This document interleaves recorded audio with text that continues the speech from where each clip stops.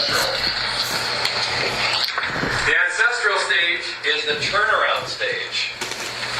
When God changes things. At the Tower of Babel, how depressed should you be at the end of it?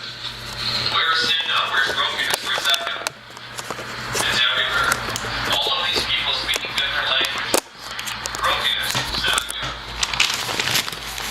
And the ancestral stage is going to start healing that. Many people think everything was terrible, and Jesus came. Okay? Which is sort of true now. Okay?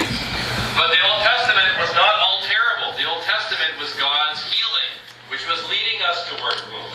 Jesus. Okay, so the world changed on this day. The world changed in Genesis chapter 12. Now, if you think about that, if you were God, how would you change the world? How would you change the world? I have plans. Okay? Like, I'd be all over power. I love power. It'd be great if you're God. Like, okay, these guys totally ignore me. I'm going to get their attention. I mean, yeah, why don't I try the volcano thing? Every volcano on Earth goes off at the same time. And then on the whole cloud says, repent, Yahweh. Wouldn't that be cool? Wouldn't that get your attention? If you were like totally ignoring God and you looked up and there's all the volcanoes, like, wow, look at them all. And then all of them said, Yahweh rule. And then, like, wouldn't that be awesome? Right? And so, like, every time there was a rainbow, the rainbow didn't just have colors, it had, like, Yahweh rule. Like, wouldn't that be, like, all around you, I would use power. I would use power to get people's attention. Have you ever thought about that? Wouldn't you want to use power? Or else I'd kill everybody, start over again, because they're a bunch of losers.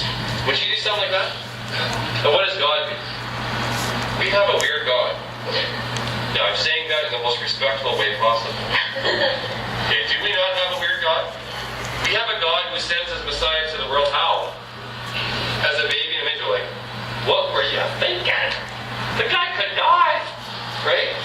And what kind of family does he have? Like not exactly the world's greatest family. Yeah, if I want to change the world, that means with power to change it with rich people. Yeah, I want to convert some king, or something. When Mormons go into a community, guess which people they target to convert? They try to convert the rich and the powerful. They try to get the doctors in the town, the mayor in the town, the business people in the town. They try to convert them. When Jesus walks into town, who does he try to convert? The poor, the prostitutes, the tax collectors. Like, oh man, what a sorry group. Right? Think about that. Jesus converts apparently the homeless and the helpless and everything. We don't have a weird God. Right? We have a weird God. And that is the most incredible, amazing God we have. We have an amazing, awesome, amazing, incredible God. Now, when God wants to change the world, who does he pick? He picks these two people. What's their names? Their names? Can you tell? Abraham and Sarah. They're old. Okay. Abraham and Sarah. How old is he? How old is she? 75 and 65. They're already old. Now, being old in the Bible isn't a bad problem. Being old is actually really good because you have what color hair? You have gray hair. And gray hair means you're smart, wise, and have life experience. But what happens if you're old and you miss something? What are you missing? That every couple should have by this point. Children. You should have children. In the Old Testament, when you live your life, what happens when you die? In the Old Testament world, what happens when you die? Do you go to heaven if you're good and righteous? No, you don't go to heaven if you're good and righteous.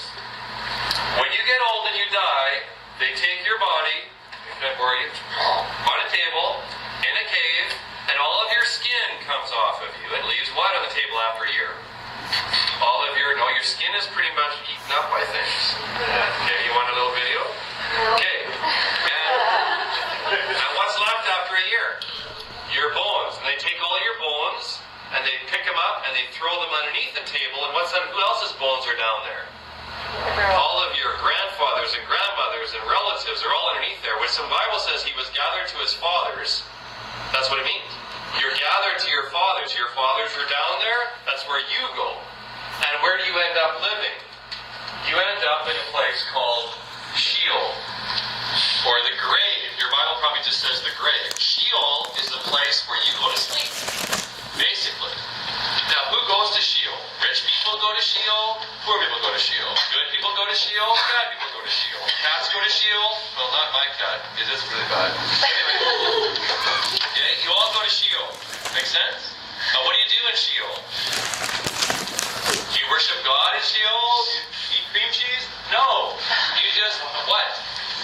Sleep. It says in the Bible, can anyone praise you from the grave? What's the answer? No. In other words, people do what in Sheol? They sleep. Guess what Samuel where? Where was he when they called him up? Remember how Saul gets this woman to get Samuel to come up? He's where? He's in Sheol, and he has to get woken up. Which is really weird. What does that say about who controls Sheol? It's not hell. God controls Sheol. Okay? He brings Samuel up for a few minutes. He says something and goes back to where? Sheol. So if you went to Sheol, everybody went to Sheol. The only problem is, if you died somewhere on top of a hill and they never buried you, and then all the vultures ate you, that made it hard for you to get to Sheol. But everybody who had a decent burial went to Sheol. So what did you do to your worst enemy? You did what to them? You left their body on some hilltop and some vulture. Then you could make it difficult for them to get to Sheol. Alright, now how did you live then? Like, how did you live on? You didn't live on by going to heaven. You lived on by, well, if you're parents, what do you want to do? You live on in your what? In your children. So you want to have a son. Now I circle son 5 times. Now, did any women in this class feel offended? Okay, tell me you feel offended for a second. Okay, you feel offended. Good. Now, when they had a son, they celebrated for like a week. They had a daughter, they celebrated for a day and a half. Okay, now why is that? Okay? Sorry? What do you mean by that? The son passes on, males in the seed, the females in the eggs. The son passes on a generation. Okay, and what's their name going to be?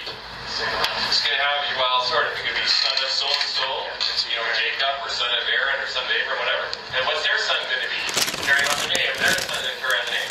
Okay, so that's what the sons did. Now, what do the daughters do? If you have a daughter, okay, by the way, your son is going to stay with you how long? Your son in the Old Testament does not leave you. Your son doesn't say, okay, I'm getting married now, we're moving to Nova Scotia. That did not happen. Your son would do what for the rest of his blinking life? He would live with you, he'd take care of you. When you got sick, his wife would take care of you. When you needed protection from nasty enemies, what did your son do? Protected you from nasty enemies. When someone mistreated you, he said, my name is Anita Montoya, killed my father, prepared to die, right? He protected you, took care of you, did everything for you till you died, made sure that when you died, you went where? You had a proper burial with Sheol. Okay, so your sons were terribly valuable. Now let's talk about girls. You have a daughter. You raise her, you feed her, she eventually helps around the house and helps in the yard, and helps with the harvest and picks up rocks, etc., etc. When she's 15, what happens to her? At about 15 or somewhere in there, the families come together and someone gives you a big gift. And they take whom? They take your daughter. You wave goodbye, you say to your daughter, I will probably never see you again. Have a nice life. Right? That's what happened to your daughter. Now, can you understand why you wouldn't be celebrating quite as much for a daughter? How many years is your daughter going to be with you? 15. Then she's going to go to some other village, and what's she going to do? She's going to give children to whom? To that family. And she's going to take care of that family. And she's going to work for that family. And she's never going to come back and visit you. It's going to be your birthday. Your daughter doesn't come back and visit you.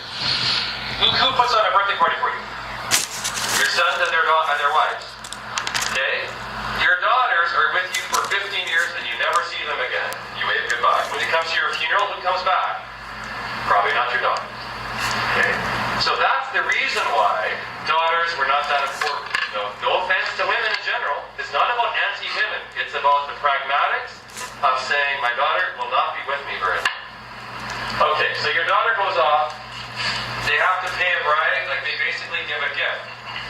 When someone comes to marry one of your daughters, they come and give a big gift. Why? Because you're losing your daughter for the rest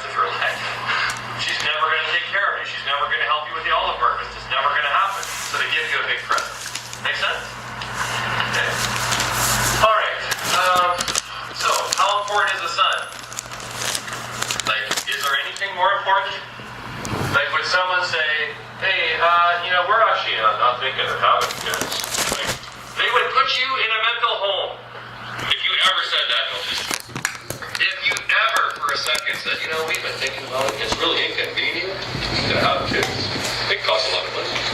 Like, people would look at you and they would throw away the key because you're such an idiot. Does that make sense? In the Bible, children 100% are an incredible blessing of God. Unquestionably. Every time there's a child, like we just had this in our church. One of the guys, Indo-Canadian guy, they had a baby. And our church is like trying to be multicultural, right? And they basically called everybody who wanted to come forward, and they did the Indo-Canadian dancing for like 5 minutes, where they just kind of turn a light bulb or whatever. Like, I'm still working on it, okay? Right? But they, it's kind of cool. Because what happens when we have a baby? People say, oh, good job, have a baby, got little flowers, good, right? What do they do when they have a baby? The whole village does what? For like the whole evening, celebrates like crazy. Wow, I thought that'd be kind of interesting to be in an Indian village at one of those nights, right? So, celebration is huge for a son. Now, who gave you the son? Every time a son is born, they don't just say, wow, we're amazing parents. Like, we had this child, it's all about us. What do they realize right away? It's completely God. So when they had a son, or a daughter for that matter, they right away realized it's not us, it must be God. So they always gave sacrifices or something to God or the gods. Now, your most important possession you have in your whole life is a son. You want to have multiple sons. As many as you can, because they're such an important thing. Now, if you didn't have any son, what did you have to realize one day? Did you say, you know what, I think we got an infertility problem, we should go to the doctor? What did they do? They went to the priest and did what? Priest, pray for us, here's a sacrifice. And they didn't have a child. What did they realize one day? We must be cursed. Now, they essentially, if you have no children and you're this age, how would people look at you? As if you're cursed. Now, isn't it incredible? Think about this for a second. When God wants to change the entire world, which people does he pick? He picked people that in the eyes of the world look what? Isn't that incredible? When Jesus wants to change the world, God will change the world, he picks people who look cursed. When Jesus picks disciples, who does he pick? Like, look at these guys. Can you pick somebody else? When Jesus wants to change the world, he picks people in church. What can people in your church like? Oh boy, this is never going to work. Right? And yet God picks us. Does he not? Change the world. So how amazing it is that when ordinary people have faith in God, what does God do? He changes the whole world. Okay, that I think was the point there. No one wrote anything down, but okay. You should know about this picture. Don't draw that picture, but just be able to explain it.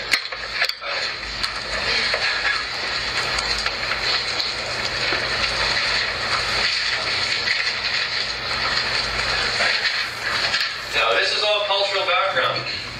If you understand cultural background, you can understand the Bible. Why would a woman who doesn't have any children say to her husband, oh, by the way, have you noticed the maid? He says, oh, the maid, yeah, she's the one dusting.